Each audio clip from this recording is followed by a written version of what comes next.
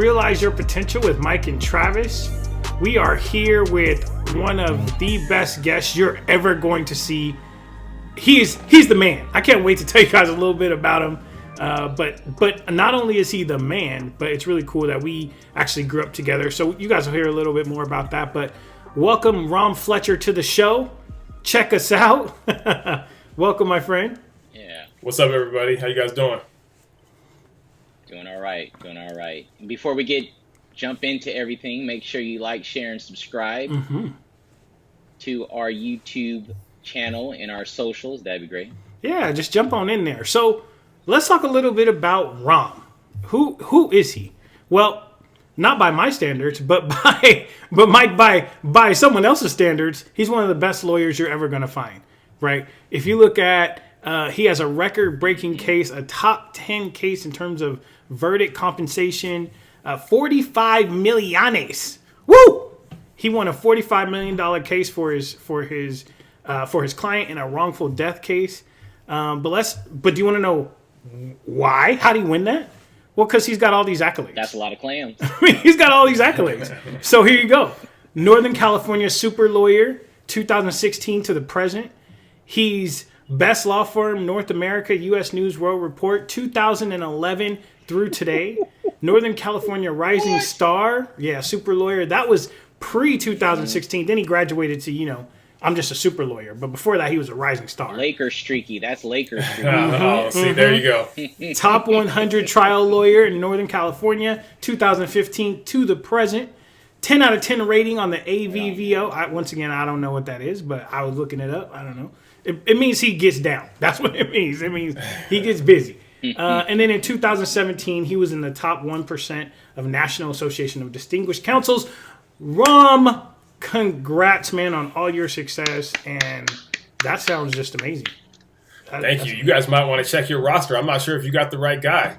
No, we right. We got it. We got it. I appreciate that, guys. I really do. That's quite an introduction. Yeah, pretty cool. Sure. And we appreciate you taking the time to hang out with us because we definitely want to know, like, what do you feel like is your keys to success? You know what I mean? And what does that look like, feel like? What does it taste like? And we definitely want our viewers to get a sense of that. And as you all well know, we try to make things very easy and digestible. So, hopefully most of us can duplicate it in a very easy way, So, yeah, I mean, why don't we dive in and just share a little bit with us about sort of maybe from 50,000 feet, like what does that mean, right? Like, what does it mean for you in terms of, the different mindset you have to stay in, and maybe just, what your keys to success are? Yeah, that's a really broad question, obviously. So there's, a lot to that.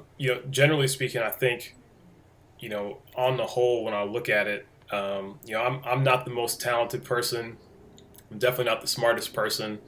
I think what I've been able to do is develop some approaches and techniques through a disciplined approach to what I do that I think has helped me to get the edge. And so over many years, certainly before I started practicing law, but continuing on through my professional life, I've been able to utilize those techniques, not just in practicing law, but in many other areas of my life. And it's been a real key of success for me and something that I think really, anybody can do. It's just a matter of creating the systems and the structures and then executing them.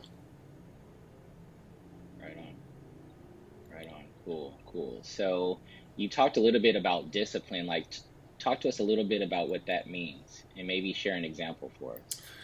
Sure. So I'm, one of the things that I sort of pride myself on is setting a standard and then committing to that and seeing it through and being in some ways uncompromising with myself when I don't meet that standard. And we talk a lot about many people have talked about goal setting, and goal setting is absolutely important.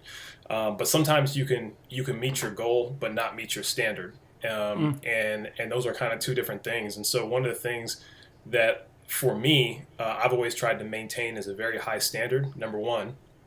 So the way in which I go about achieving whatever goal I have, because sometimes, for example, in a case, just to be specific, I can actually achieve what I want to in the case while at the same time not necessarily meeting my standard.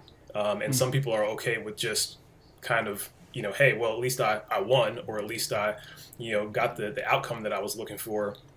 And that's nice, but I think one of the keys, you asked me, Mike, about keys to sort of sustain success for me has been being very real with myself about whether or not I actually met my standard. Because if I'm consistently meeting my standard, more likely than not, I'm gonna continue to be successful. So that's been one of the big keys. There are many others, but that's certainly one. Doesn't Right on. And yeah. so what I'm hearing you say is what's consistent with other people that we have discussions with is sort of this mantra, and you very well have it as well in terms of, what standard am I going to set for myself to be able to be successful, and so I appreciate you saying that, because it's sort of a theme that's running through different folks that we're interviewing, So, Travis, my bad. What were you going to say? No, I think that's really interesting because I think people miss that. Really, they focus on the result and not how you get there. Why is that so important to you, Rom, that you get there the right way?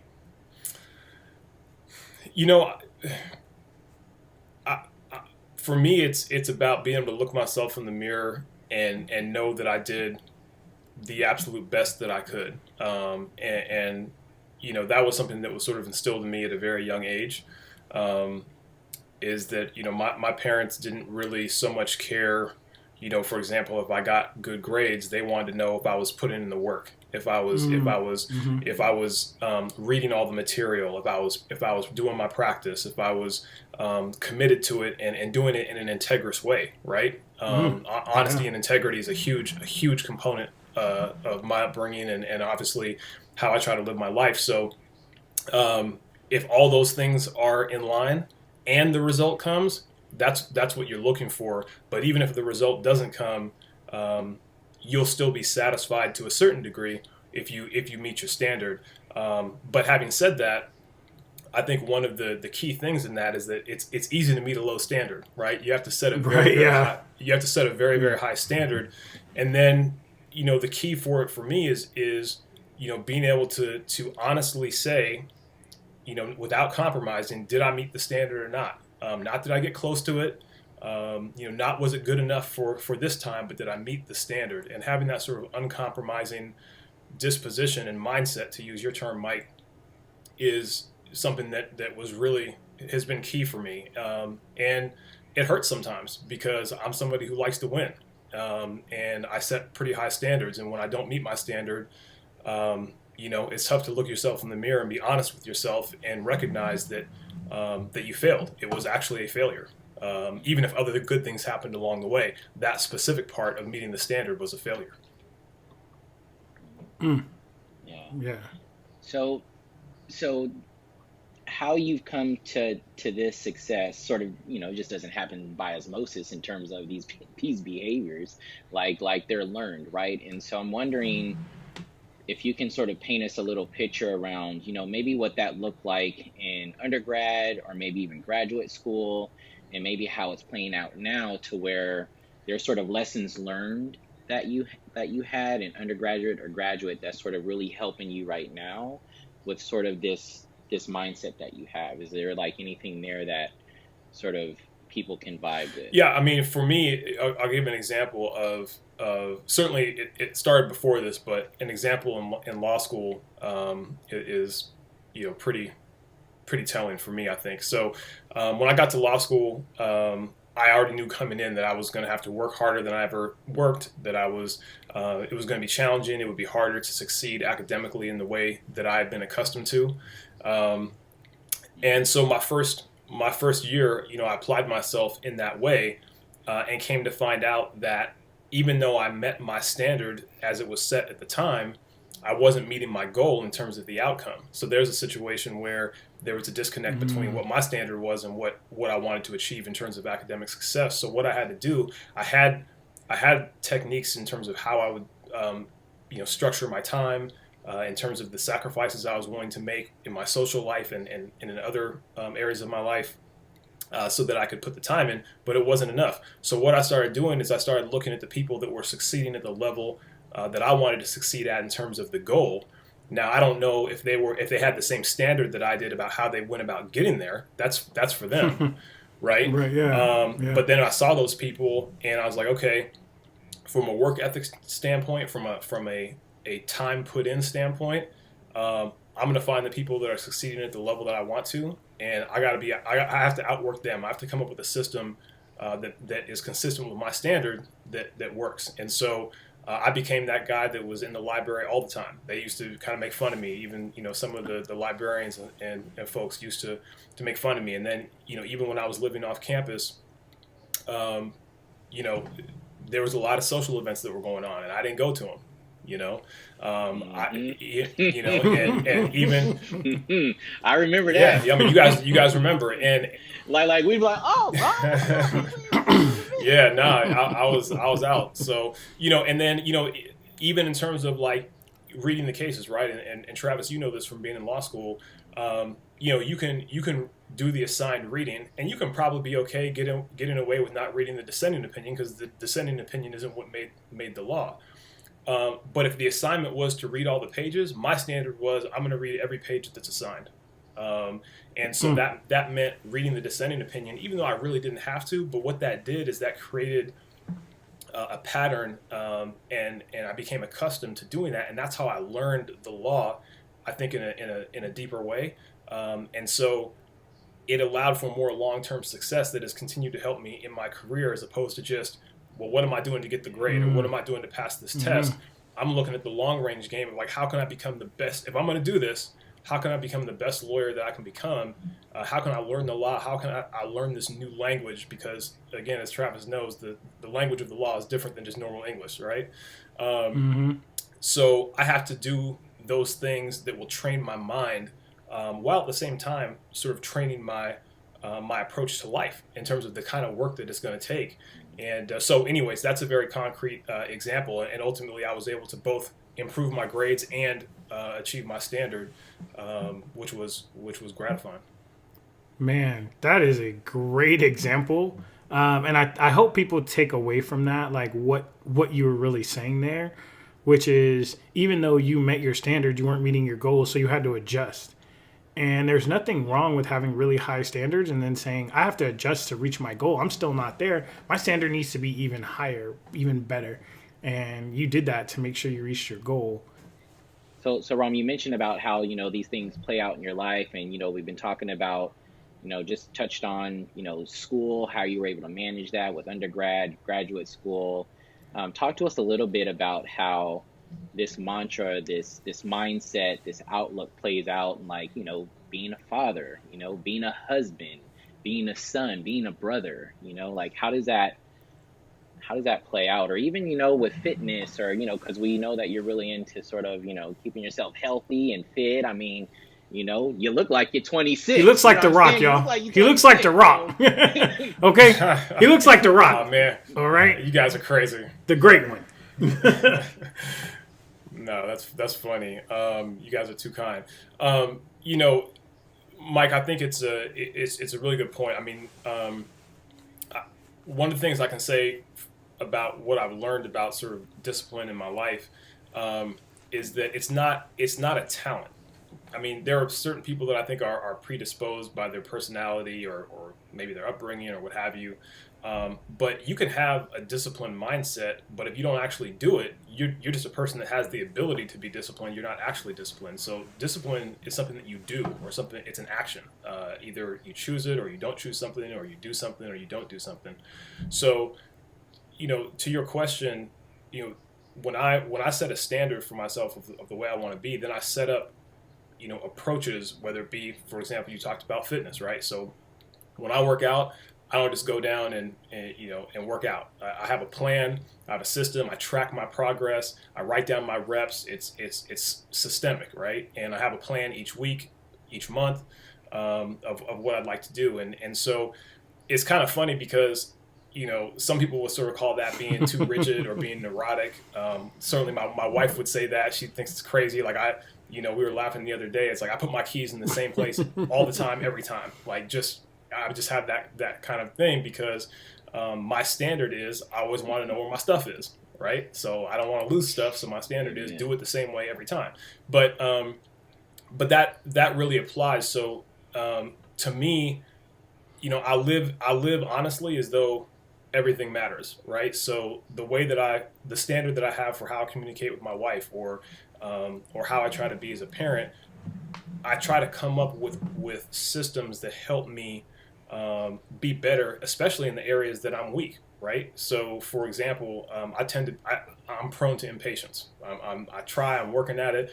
Being, as those of you who are parents know, being a parent will test your patience for sure. And I don't get it right all the time. I mean, I miss my standard all the time, or a lot of the time.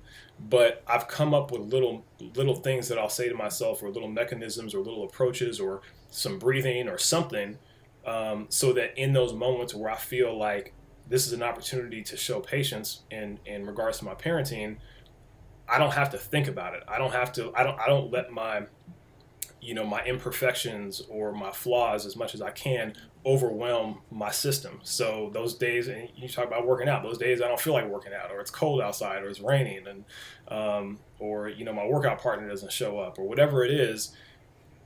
If I have that system that I do it the same way every time, I go to sleep at the same time, I wake up at the same time, it overcomes those all too human tendencies to say, it's okay. I've worked out a lot. I worked out a lot this week. I can miss this workout. It's okay. Right. And that kind of slippage, pretty soon you can go from being disciplined to not being disciplined.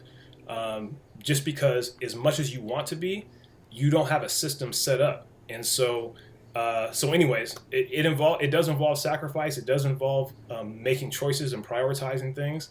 But if you truly want to achieve something, unless you just happen to be talented enough to do it, or lucky enough, maybe it just happens by chance, it's important, for me at least, I can't speak for everybody, but for me it's been very important to have those approaches and those standards that I just do it the same way every time. While at the same time learning other new ways to do it that I can then implement later. It's not that you stay static. I want to be clear about that, but that you have something. You don't just wing it. Don't wing it. That's the bottom line. Don't wing it. Another sort of subtle but very important point you just made as well is you seem to evaluate past experiences to be able to see, how do I improve this moving forward? Like I had this gnarly interaction, and I'm not saying this is your example, but I had a gnarly interaction with my wife. Let me put the mirror on myself and sort of see how I dealt with that, and try to do something different to have a better outcome. I think for all of us, like, that's a really, really good example and perspective to have as you're navigating sort of relationships, your interactions. Anyways, I can go on and on, but yeah, I think Mike, and just to that point, I have sort of a running internal dialogue with myself all the time, right? I mean, it's sort of the classic, Socratic line of the unexamined life is not worth living. I'm constantly examining myself, and I spoke a minute ago about sort of that being uncompromising with yourself, being truly, brutally honest with yourself about whether or not you're meeting your standard in regards to, am I showing patience? Am I communicating with my wife the way I want to? Am I pursuing my goals to the level that I want to? And it's hard sometimes because we like to protect ourselves from, sometimes the feelings of negativity that come with real self-analysis and evaluation. and acknowledging that you failed. I mean, that's what happened. You can sugarcoat it however you want, but I didn't achieve it, or I didn't meet the standard. Now the key with that is, and this is something that again that develops over time, and being a former athlete and so forth, you kind of learn these things through sports and other ways as well. But you have to also, if you're going to be that brutally honest with yourself, you have to develop the resilience and the compassion with yourself to not let that then defeat you the next time, right? So be brutally honest with yourself, but at the same time have the ability to come back at it again with the same kind of intention, so that brutal honesty doesn't then become something that prevents you. It actually becomes a hindrance, Yeah. And I know we're running up against time, but I think people really have to see how this plays out in your whole life, because you talked about it when you work out. You talked about it being a good parent. But there's also something that we know about you that's really, really cool. And yes, guys, he is a lawyer and he drives a Porsche. I mean, that's pretty impressive, right? I mean, I got a cool car, but I don't got no Porsche. You know what I mean? No. And so one of the things, and I know that as you think about that, you're like, oh yeah, this guy's a lawyer, he drives a Porsche. But it's really another great example of discipline.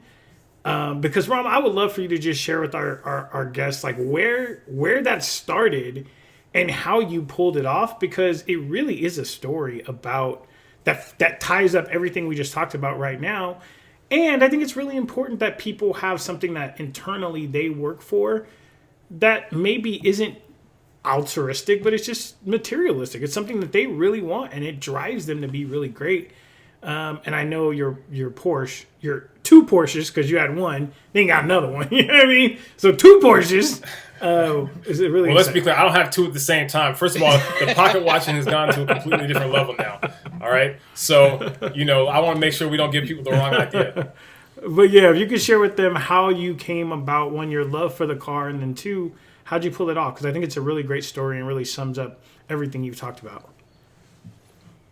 Yeah, well, I've wholeheartedly acknowledge that, my love of Porsches has dictated a whole lot of decisions in my life. It hasn't been the only thing that's dictated my decisions, but when I was young, when I was a boy, I for some reason fell in love with Porsches, and so I made a commitment to myself pretty early on, certainly by the middle of high school, that I didn't care what I had to do. I was going to have a Porsche before I was 30. That I was going to have. Let me be very specific. I was going to have a Porsche 911 before I was 30. Now, when I made that goal for myself, I thought that 30 was going to be really old. I mean, I was probably 12 or 13. I thought I was going to be old at 30. So it's a little bit different. But as a result of that, I set that goal, which again is different than setting a standard. But I pursued it diligently, to say the least. I made a lot of choices in my life, in service of achieving that, in terms of what I decided to do professionally, in terms of what I decided to not do. I mean, you guys know, going through college and even after college, once you guys started getting a little bit of bread and we're doing some fun things, I didn't do those things.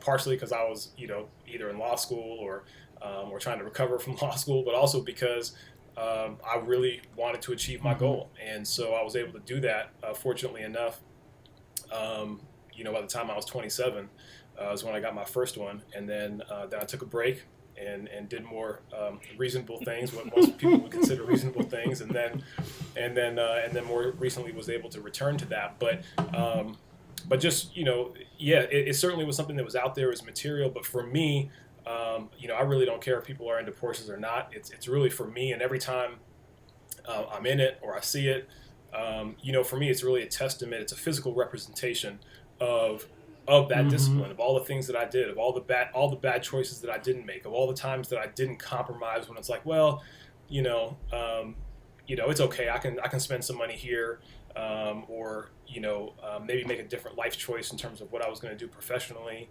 and also too, along the way, I mean, there were times that I could have had a Porsche, before I was 30 or before I got the one that I currently have.